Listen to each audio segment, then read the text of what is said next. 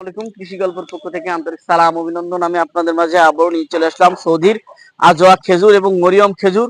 এই যে দেখতে পাচ্ছেন সবচেয়ে ভালো জাতের যে খেজুরগুলা, সেই মানসম্পন্ন হচ্ছে যে খেজুর গাছগুলো যে হয়ে থাকে সেটা কিন্তু আপনার এই যারা হচ্ছে বাণিজ্যিকভাবে চাষ করতে চান, যারা বাসায় 2-1 পিস করে লাগাতে চান, এগুলো হচ্ছে নিয়ে আপনার রোপণ করেন। কারণ এগুলো হচ্ছে খুবই দামি একটি ফল আর মানবদের জন্য খুবই গুরুত্বপূর্ণ একটি ফল। এগুলো হচ্ছে খাইলে ভাই শরীরের রোগ প্রতিরোধ ক্ষমতা কয়েক গুণে বেড়ে যায়। আপনার শরীর থেকে যে রোগগুলো বাসা বাঁধে সেও কিন্তু হচ্ছে দূর হয়ে যায় এই ফলটা খাওয়ার কারণে।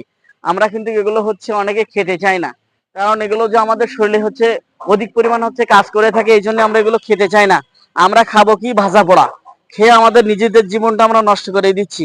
আমরা এগুলো বেশি বেশি পরিমাণ ভাই আমাদের বাসায় রোপণ করি, বাণিজ্যিকভাবে আমরা চাষ করি, কারণ এগুলো অনেক দামি একটি ফল।